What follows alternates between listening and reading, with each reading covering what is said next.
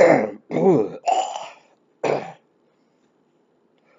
guys, what's going on? Welcome back to another music review. And today, the camera looks weird. I don't know if the camera looks odd to you. I don't know what's going on. It looks like it's darker than normal. Maybe it's just me. If it's darker, I don't know why. The light is always the same unless it's going to go out. The only thing I can think of. I don't know. I have been sick.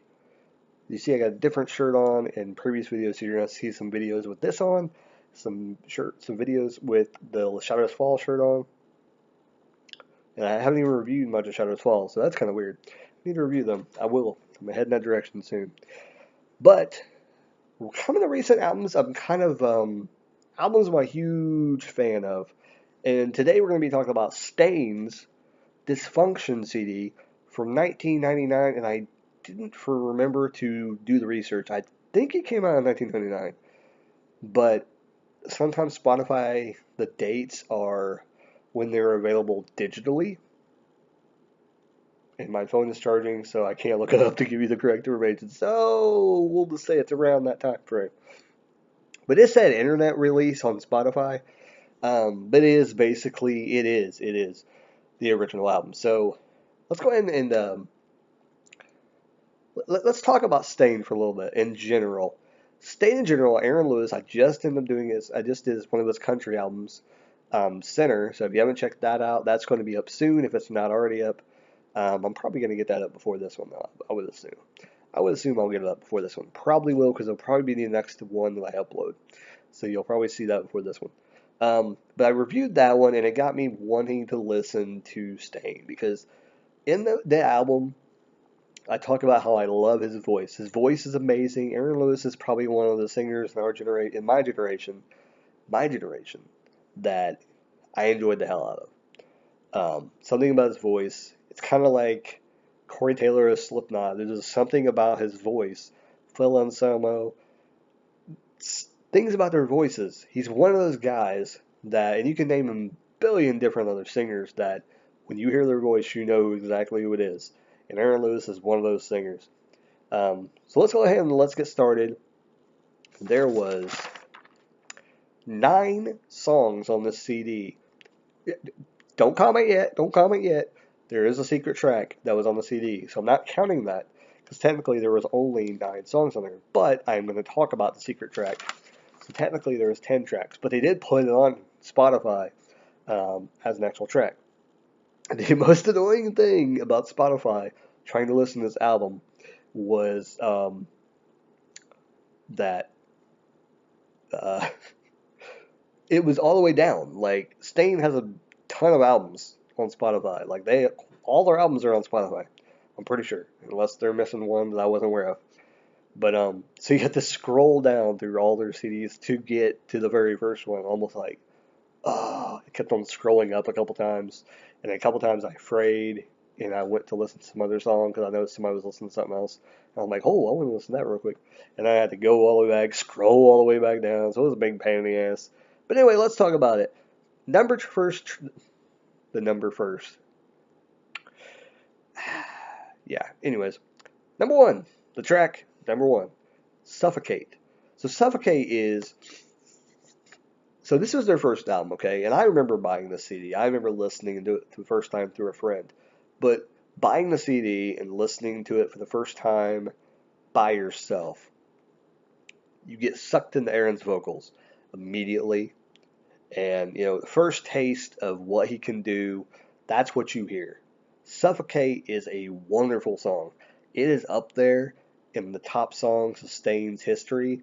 This album is filled with Staind classic hits, because this album was, and it's just like any other band usually is this way. They have worked their ass off, and they have put all their best tracks they can on the first album to blow fans away, so they keep coming back for more. It just happens. Suffocate is one of those tracks that's really, really good, and you're like, oh, that was pretty good. What's next? Track number 2, Just Go. To me, an iconic track from this album, because and a lot of these tracks I didn't really remember too much. I mean, I knew they were Staind songs, but I didn't remember that they were all from this CD. Good God. Just Go was an amazing song as well. And it's, it's the thing about, what do these songs sound like? I can sit here and tell you, oh, there's this awesome riff in there. No, Staind is what it is. Staind is Staind. If you've never heard Staind before, people like to complain that Aaron Lewis is whiny. That's what he sounds like. Um, in that he's very, I think some people call him one-dimensional because they think he can only do one thing, and that's not true. He did country. He does pretty good at that. He's not too bad on that either.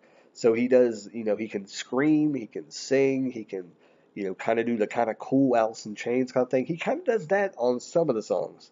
Um, and you can tell when he does, later on, after he released, I think he did that, like when it's been a while came out. Break the Cycle, which is a huge album. Like that album probably matches this one, but I still think Dysfunction is better than Break the Cycle. Money wise, Break the Cycle probably made more money, to be honest. But Dysfunction is probably a better CD to be quite honest. I don't know why it didn't make as much money as Break the Cycle, but I don't know. But maybe some people who bought Break the Cycle went and bought Dysfunction because I think they should. If they bought Break the Cycle, they should go back and listen to his older stuff. But Just Go, great track. I remember hearing Just Go for the first time, and I was instantly loving them. And I've seen them live. Like I don't even know how many times I've seen them. I know I've seen them at least 3 times, at least, because I've seen them. Um, I talked about this before. I've seen them with Dope, Crazy Town, and Dope, Crazy Town, POD. Yeah, they headlined. It was their show. I went and seen it at Murat Egyptian Room in Indianapolis, Indiana. Um, no seat venue. Nuts. And when I tell you the bands, you'd be like, oh, yeah, whatever. Oh, I bet that mosh pit was. Surprisingly enough, it was. Was kind of crazy. I didn't get in it. I was just standing there. You kind of had no choice. You were in the pit. It wasn't like a huge like ruckus, but I mean, when Crazy Town came out, like it was insane. People were getting a little crazy, and then Dope came out, and it's like, whoa, whoa. And POD, it just went ballistic when POD was there because everybody loved POD at the time. I still like POD, but I haven't really talked about them too much. Number track, number track, number track, number 3. Me. Never remembered the name of this song to be quite honest. Deep. I write little notes next to each song so I remember what to talk about. This song I have deep, raw, decent, memorable, but forgot about it. Good song. Which basically means that it's a good song, but you're never going to remember it. Basically, it's a great song for the CD, but you're not going to remember it because it's not that memorable. But it's a good song because Aaron is great. Aaron Lewis is pretty awesome. I'm a huge fan of Aaron Lewis. Back to my Coke. Took a little break, drank some Mountain Dew. Realized I'm not a Mountain Dew fan anymore. I don't know. Maybe it's an old thing. Getting older, maybe. Number 4, Raw. Raw is one of the Raw is one of the biggest in-your-face Aaron Lewis songs you will probably ever hear. Besides, there's one song on one of the newer CDs. I think not the last CD Staind put out. Actually, it might be the last CD Staind put out. I can't remember what it was called though, but it's pretty heavy. It's pretty heavy for Aaron Lewis, and I was like, whoa, whoa. It was the big hit, I think, that came out.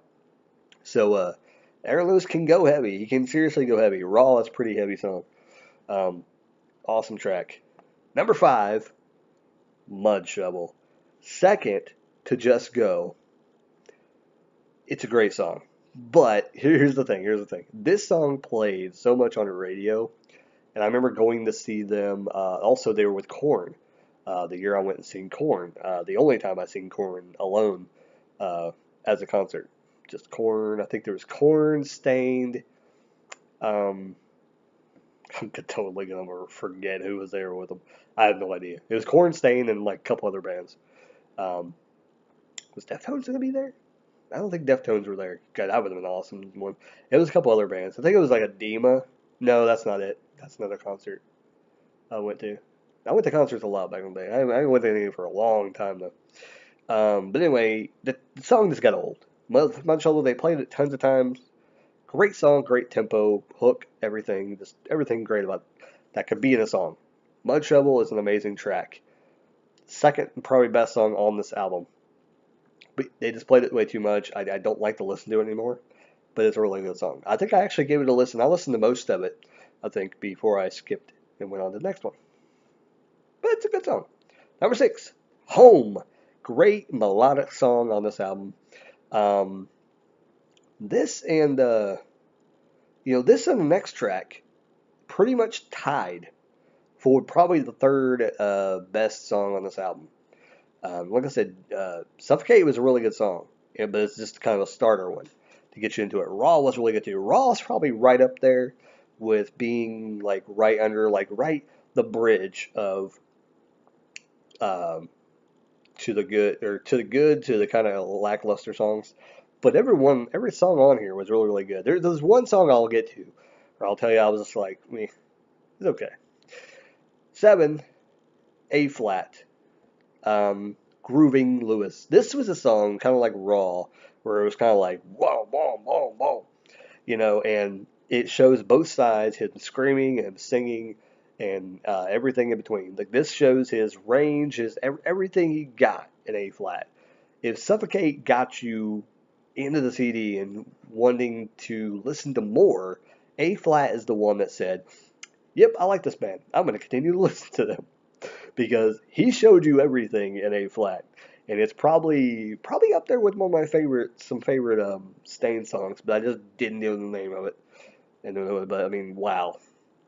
By this time of the CD, if you listen to that, if you go on through all the tracks, once you hear A flat and give it a listen, you're just sitting there going, "What else can they do? Like this guy is like amazing, you know?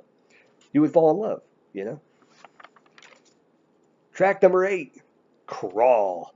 Brutal and raw emotion. Only Aaron could do. You know, hard to say what. Okay, so I wrote that down. This is what I wrote: brutal and raw emotion. Only Aaron could do. Other people can do it, but I'm just saying, it's done in a way where you can only imagine Aaron doing this kind of a song. Kind of like Raw, but it's not as heavy. But it does have some heavy moments. Crawl is a pretty good song, and you know, if someone would ask me, like, why do you like Aaron Lewis? I don't know. I don't know what the answer would be, to be quite honest. I don't know what the answer would be. But there's something about his voice that kind of like Corey Taylor. I kind of reminisce to him, to Corey Taylor, to who's another, like Kurt Cobain. Um, that voice that you hear, that kind of you resonate with because their voice is so like gruff, and they're not like polished like a pop star, and you kind of hear all the rough and tumble of their voices, and I think that's what draws the attraction to people to like that kind of a voice. Ryan Bingham, great great singer. Is his voice perfect? Not at all. But it's amazing because from a standpoint of putting music together and how it sounds, couldn't be any better. Ryan Bingham is kind of a taste, though. You have to distinguish, like, you have to like that kind of a music. And some people aren't going to like Ryan Bingham. One, if you don't really like country, and it's kind of country slash kind of, I don't know what else, be like singer-songwriter kind of style. So, like, I don't know. It's kind of unique. He's kind of an indie kind of country, kind of rock kind of guy, but he's really cool. Ryan Bingham, you should check him out too if you haven't ever heard of him. Um, but anyway, that was Crawl, and kind of talking about what the attraction is to Aaron Lewis. And I think there's a lot of artists out there like this too. But Staind is kind of put together, great band. And you see him doing this country stuff now. It's just like, all right, I'm behind you. But he's not doing too well, I would say, because I'm not really hearing much about him. But he had some stars. He had Willie Nelson on his newer CD, or on the CD that I reviewed. So, and he's got a new CD going out. So we'll see what happens. We'll see if he gets a push by somebody. He's got some stars on the next album. I like him and Chris Stapleton do something. I think that'd be kind of neat. 9. Spleen, the last official track on the album. Intense song. What did I put that? Yeah, intense song, kind of a normal heavy. Probably this is the one where it always plays on the radio. If I put Staind as one of the artists that like, oh yeah, this is what I like. This band, Staind. This song always plays. Not a huge fan of it. It's probably the one song on the CD I'm just like, whatever. Can do without that. Even Crawl. I think Crawl is one of the ones too that it's kind of like, okay, I've heard 1 through 7. They're all pretty good. And the Me track's probably okay too. So those are 3 tracks I really, but everything else besides that, great. CD's amazing. I mean, if you're talking about out of 9 official tracks, 3 of them you don't like. That's pretty good. That's pretty good. I mean, even if you get 50%, I would say you're a winner. But if you hit over 50%, you got me. You got me. I will buy another CD of yours. So there you go. So, but that's not it. See, in the mid 90s, things were going on, and at near the end of the 90s, people would have secret songs. This is the major one that I remember. Staind had this song. It was called Excess Baggage. I didn't know the name of the song back then. All I knew it was secret song. And even when you looked it up like on BearShare and Napster, that's what it came up as. And other download sites. That was illegal at the time, but people were doing it. This is the time people were doing that kind of stuff. Excess Baggage was the secret track. Raw, real, acoustic. This was amazing. This is what got people to go, Aaron Lewis is awesome. I want him to succeed. I want to stand behind him, and I want to hear what more he can do. That's why people, I think, got behind Staind so much is because, one, it was something original. Yes, maybe he was a whiny little bitch, and maybe that's why some people didn't like him. But a lot of people liked this album, and they thought that he could do something else because they loved the album. When the second album came out, what was the second album? Was it Break the Cycle? What was the second one? Was it Break the Cycle? It might have been. I'm trying to think what the next album was, because I think it was Break the Cycle was the second one. Because I was thinking there was another CD before then. But I could be wrong. I don't remember. I didn't write that down. But anyways, that's when they kind of like fell apart. Is when he started to do another CD and then another CD, and he kind of sounds the same, but he doesn't sound the same. You know what I'm saying? Some people say that. Oh, well, they just sound the same. They just made another record. Well, yeah, that's what everybody does, but they just do different songs. But some people stick. There's the difference between some people. But he seemed to kind of know what he was doing. But some people just didn't like it because the way he sang and the way he came off as being whiny and stuff like that. I understand that. But Excess Baggage, great acoustic song. You got under your skin. You liked it. People loved it. People that knew it was there. Now, I wonder how many people have had that CD for like ever, and like 5 years after they own it, they accidentally leave it on, and they find the secret track, and they're like, I didn't even know this was here. And they're like, I never liked Staind before. I only like this CD. I need to check out more, see if there's any more secret tracks.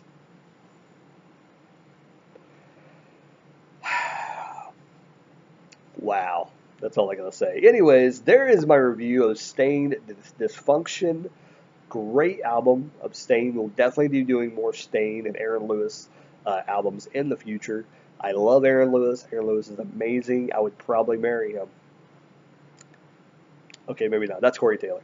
Anyways, awesome album. If you haven't checked it out, check it out on Spotify, check it out on iTunes. Definitely worth listening. If you like hard rock, I mean, shit, I don't know what else you want from this album. I mean, Raw and Crawl and A flat, even Suffocate starts out, and it's a little bit heavy. Pretty good album. Pretty good album. And if you didn't know, at the end of his little video, let me tell you a secret thing is that before Fred Durst, oh yeah, did I mention that? Fred Durst found Staind. What the F? Fred Durst is the one that discovered Staind. He discovered Aaron Lewis. He owes everything to Fred Durst. Anyways, they had their original CD. If you didn't know this, If you don't watch, I know there's like a home video kind of tour thing, kind of like Pantera did. Everybody tried to do this thing where they would, drink and party and then record it on video and release it on DVD. Everybody tried to do this, trying to copy Pantera and make money back then. Pantera was one of the first ones to do it, it seems like. I mean, if there was somebody before that, and that's fine. But they seemed like to be the one that kind of caught the formula of how to make money doing that. Well, Staind had one too, but I think it was on. I think it was on one of their albums. They had an extra CD come with it, and you got that DVD. Or yeah, I don't think they released it individually. And I don't know if they have an individual kind of DVD like that, but it came with a CD. And I remember watching this documentary about them, and they were kind of doing stuff. But what I had heard, and it was true, was that they had like they were a very sacrilegious album cover when they first came out, and that's what they were trying to sell when they initially came onto the scene, trying to make music and releasing CDs to the public and trying to give out these CDs at shows. They were trying to make money doing that, and Fred Durst is like, you got to get rid of that Bible with the cross shoved into it, bleeding, because that's what was on the cover of the freaking CD. There was a cross shoved into a Bible with it bleeding, and that was what the front of the Staind CD looked like when they first started. It's like, looking back, I'm like, kind of fits, but not really. Like, why would Staind do that? I can understand like Killswitch Engage or what was the band that came out there? Shadows Fall, like something like that. Like that would have made more sense. But like Staind, like even Godsmack, it would have made more sense with that to be their album. But no, this was Staind. Staind did that. That's what their original album looked like. And I think there was something else, like a naked woman or something too on the cover. Something else was on there. I know there was like a couple sacrilegious things on the cover and like a naked woman or something. They're like, you need to get rid of that, and you would do a lot better. And look at them now, huge. People know who Staind is for the most part, or at least if you don't bring up Staind, bring up Aaron Lewis, and they're like, oh yeah, I know that guy. That guy's awesome. He's a great country star. No, he was in a band before that, jackass. Okay. Anyways, hope you guys enjoyed the video. Like, comment down below what you think about Staind Dysfunction CD. Staind Dysfunction CD that came out in 1999. Where were you when it came out? Were you there? Did you buy it, or did you buy it recently, or did you hear them, or did you see them in concert? Just let me know some things down below. What do you like about them? What do you hate about them? What else do you want me to review in the future? All that jazz. You know how to do that stuff down below. I don't need to tell you. I'm not going to be one of those guys. Like me if you like me. Hate me if you hate me. I was going to go somewhere else, but I'll stop. Anyways, catch you guys later. Keep rocking and keep listening to music. Later, guys.